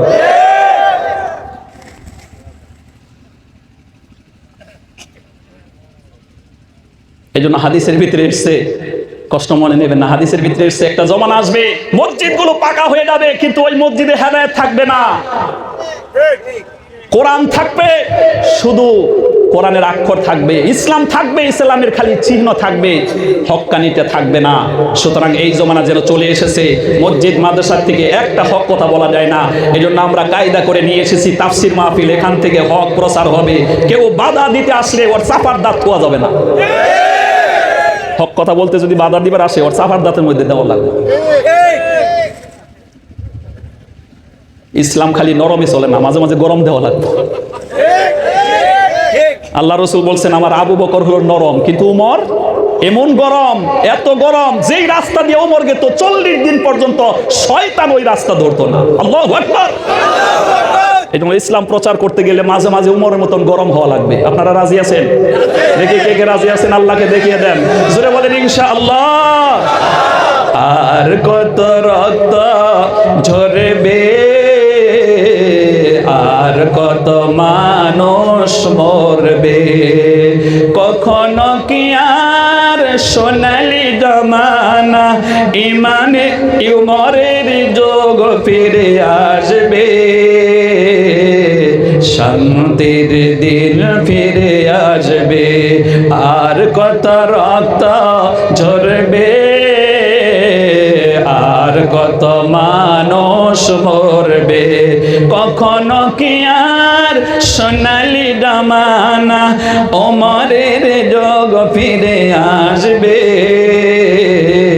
শান্তির দিন ফিরে আসবে। লিল্লাহি তাকবীর। সুতরাং 2 নম্বর পয়েন্টটা হলো আমরা শিরকি গুনাহ থেকে বেঁচে যাব।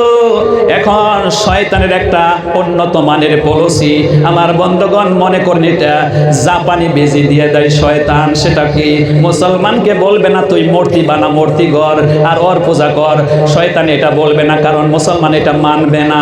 তখন শয়তান কায়দা করে মুসলমানকে বলে তুই মূর্তির পূজা না করলে তা কি হলো, তুই চলে যা মাজারে পূজা কর, পীরকে পূজা কর, পীরের সম্মুখে মাথা নত কর, পীরকে সেজদা দিয়ে দে, মাজারকে সেজদা দিয়ে দে। এইভাবে শয়তান আমাদের মুসলমানদেরকে ধোঁকায় ফেলে দিয়েছে। কথা বলুন ঠিক কিনা? দলিল 8 নম্বর পারার 2 নম্বর সূরা, সূরা আল আলা 206টা আয়াতের এ হচ্ছে 16 নম্বর আয়াত। ক্বালা ফাবিমা আগওয়াইতানি লাআকউদান্না লাহুম সিরাতাকাল মুস্তাকিম। আল্লাহ পাক বলছেন, শয়তান তখন চ্যালেঞ্জ মেরে আমাকে বলল, মাওলা তোমার বান্দারা যখন ভালো পথে চলতে চাইবে, ওই ভালো পথের মোড়ে আমি দাঁড়ায় ওদেরকে বিভ্রান্ত করব। ভালো পথ আল্লাহর ইবাদত করা, ওখানে দাঁড়িয়ে আপনাকে আল্লাহর ইবাদত না করতে দিয়ে বলবে পীর পূজা কর, মাজার পূজা কর। কথা কয় নাকি? আর এই কথা বললে আপনাদের রাগ উঠে, গায়ে লাগে। যারা এটা করতো ওরা বুঝে ফেললো আর তোমার রাগ উঠে। এই কথা কয় নাকি? যারা এটা করতো ওরা বুঝে বাদ দিচ্ছে আর তোমার রাগ উঠে। কষ্ট পাইতেছে?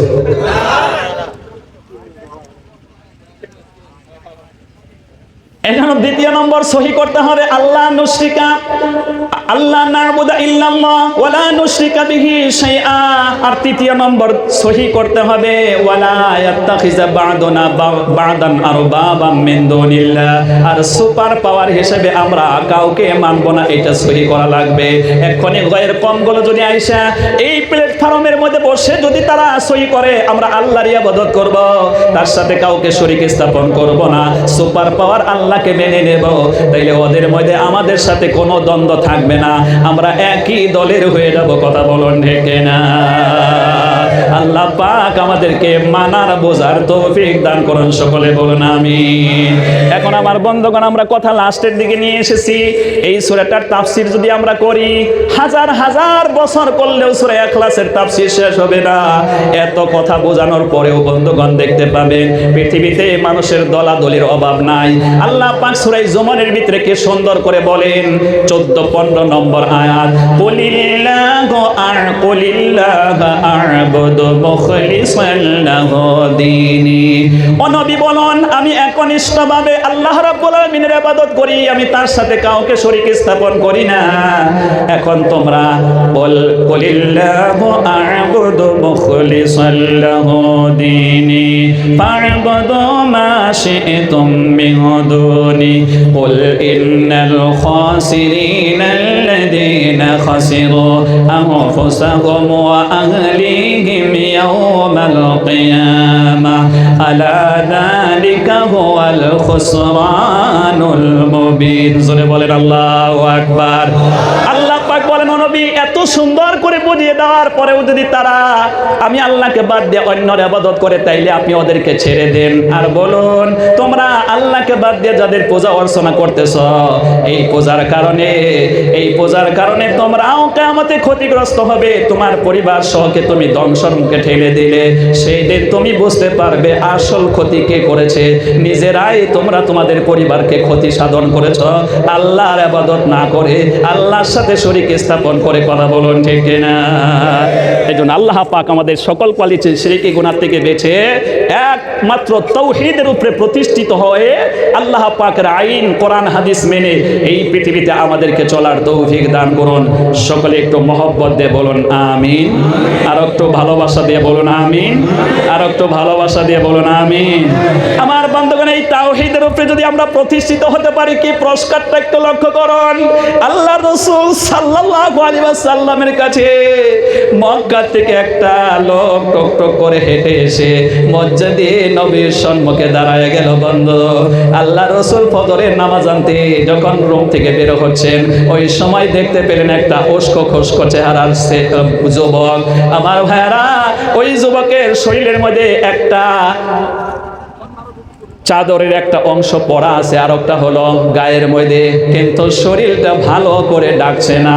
আল্লাহ রাসূলকে দেখে সালাম দিলেন, আসসালামু আলাইকা ইয়া রাসূলুল্লাহ, আসসালামু আলাইকা ইয়া হাবিবাল্লাহ।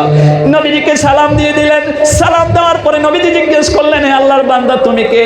কেন এই অবস্থায় তুমি এসেছো? তখন বলল, হুজুর, আমার নাম হলো আব্দুল উজ্জা।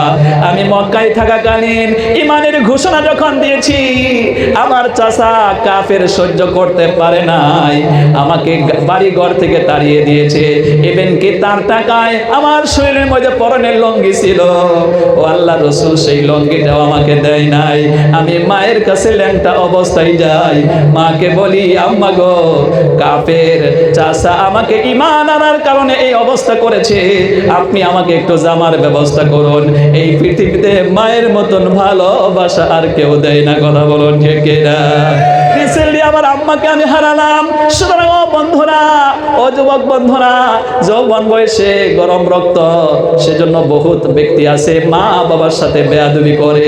বেয়াদবি করবা না, মায়ের থেকে আর কেউ ভালোবাসা দিতে পারে না।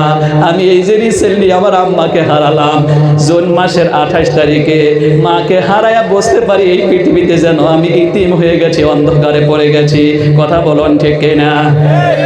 মাগো, তোমার মতন লয় না কেহ আমায় বুকে টানি,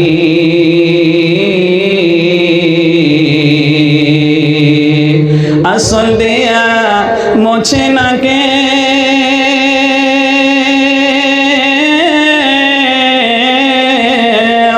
আসল দিয়া মোছে না কে আমার চোখের পানি। হায়রে মা জননী আমার, হায়রে মা জননী আমার, হায়রে মা জননী, কোন বাদেশে চইলা গেলা আমায় নিলা না, পথে বইরা কান্দি মাগো, নাই যে তোমার মতো আপনজনা। যাইবে কেমনে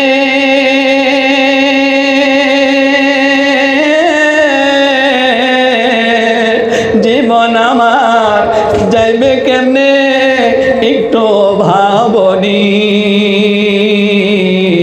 হায়রে মা জননী আমার হায়রে মা জননী আমার হায়রে মা জননী আমার আল্লাহ পাক এই দুনিয়া থেকে আমরা যারা মা বাবাকে হারিয়ে ফেলেছি কবরটা আল্লাহ যেন জান্নাতুল ফেরদাউস বানিয়ে দেয় সকলে বলুন আমিন দোয়া করেন রাব্বির হামহুমা কামা রাব্বায়ানি সগীরা আমার যুব বন্ধুরা এই যে তাফসীর মাহফিলে সে তাফসীর শোনা তখনই আপনার উপকারে আসবে যখন এই পৃথিবীতে সবচেয়ে নরম ব্যবহার করবেন আপনি আপনার মা বাবার সাথে মায়ের খেদমত করবেন বাবার খেদমত করবেন মা বাবার জায়েজ হুকুম পালন করবেন আমার বন্ধুগণ এক নাম্বার আল্লাহর কাছে সবচেয়ে বড় গুনাহ হলো শিরকি গুনাহ আল ইশরাকু বিল্লাহ ওয়া উকুকুল ওয়ালিদাইন দুই নম্বর হলো মা বাবার জায়েজ হুকুম না মানা হাজারো যুবক আজকে আছে মা বাবার হুকুম মানে না মা বাবার খেদমত করে না মা বাবার ডাক দিলে শুনে না কিন্তু শ্বশুর শাশুড়ি যদি ফোন করে মঙ্গল গ্রহের থেকে জবাব দেয় কথা বলে না কেন কোমরের মধ্যে গামছা বিন্দা তোর দেয় কয় আমার আব্বা আম্মার চাইতে আমার শাশুড়ি ভালা শাশুড়ির বাড়িতে গেলে নতুন নতুন করে আমাকে চড়াই জবাই করে খাওয়ায় এই জন্য আমার শাশুড়ি বালা কিন্তু একদিনই খেয়াল করে দেখছেন আপনার শাশুড়ি যে আপনাকে চড়াই জবাই করে খাওয়ায় এর পিছনে মতলব আছে ওর মেয়েটাকে যেন আপনি আদর করেন ভালোবাসেন যেই দা দিয়া চড়াই জবাই করে আপনাকে খাওয়ায় ওর শাশুড়ির সম্মুখে ওর মেয়েকে যদি আপনি একটু ধমক দিয়ে দেন তাইলে ওই চড়াই যে জবাই করে যে যাও দিয়া তোমারে জবাই করবে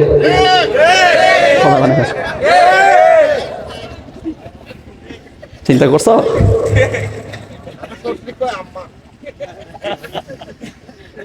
আমার গাড়ির মধ্যে লেখা হয়েছে মা বাবার আশীর্বাদ 6 মাস ধরে কথা কয় না মাকে ডাকে না বাবাকে ডাকে না আমার বন্ধুগণ 7 মাস হয়ে গেছে 7 বছর হয়ে গেছে আমার গাড়ির মধ্যে লিখে রেখেছে সিটিং বাজি কয় মা বাবার আশীর্বাদ অথচ জীবনেও মা বাবাকে ডাক দেয় না এমন সন্তান রাখাল কিলেই আছে কথা কয় না নাম করার দরকার নাই আবার তাফসীর শুনে আল্লাহ পাক হেদায়েত দান করেন বলেন আমিন আর একটু মহব্বত দিয়ে বলেন আমিন শ্বশুর বাড়ি যায় শ্বশুর বাড়ি খায় আর কয় শ্বশুর বাড়ি মধুর হারি এই বাড়ি কি ছাড়তে পারি আবার লেখছে কোথায় আমি হায়ার সেকেন্ডারি পর্যন্ত লেখাপড়া করছি কলেজে লেখাপড়া পরীক্ষার মধ্যে বেশি লিখতে পারে না দেখবেন লেট্রিনে গেলে লেখে টয়লেটে বয়ে বয়ে এমন কবিতা লেখে কই মধুর কি শ্বশুর বাড়ি মধুর হারি এই বাড়ি কি ছাড়তে পারি একটু পরে শালা গিয়ে দেখে যে দুলাভাইটা মজা মজায় খাইতেছে আর কবিতা লিখতেছে এখন শালা গিয়ে নিজ দিয়ে লিখছে তুমি কি তাড়াতাড়ি যাবা কি বলে শ্বশুর বাড়ি মধুর হারি এই বাড়ি কি ছাড়তে পারি এখন শালাই গিয়ে লিখছে কালকে যদি না যাও পরের দিন ঝাড়ুর বাড়ি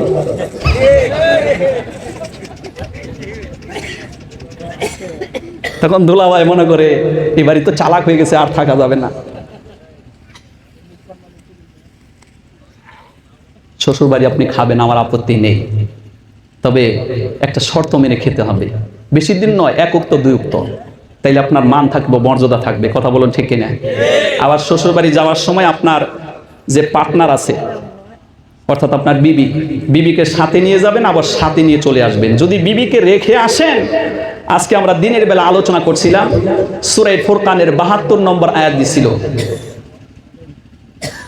ওখানে বলা হয়েছে লা ইয়াশহাদুনা যুর ওয়া ইদা মাররু বিল লাগwi মাররু কিরামা যে তোমরা মিথ্যা কথা বলো না মিথ্যা সাক্ষী দিও না গান বাদ্য থিয়েটার নর্তনতিকার পাশে তোমরা দৌড় দিও না এটা মুমিনের কাজ না আপনার বিবিকে যদি আপনি আপনার শ্বশুর বাড়িতে রেখে আসেন আপনার অভ্যন্তরে আপনি না থাকা অবস্থায় যখন ওর মা জিজ্ঞেস করবে তোর জামাই বাড়িটা কেমন তখন দেখবেন আপনার ব্যাপারে মিথ্যে কথা বলবে আপনার বদনাম করবে আপনার বোনের বদনাম করবে আপনার মার বদনাম করবে কই যে আপনার ওই তখন ওই তার মাকে বলবে যে তোমার জামাই বাবু খারাপ, তার বোন খারাপ, তার মা খারাপ, তার বাবা খারাপ, তার 14 গোষ্ঠী খারাপ।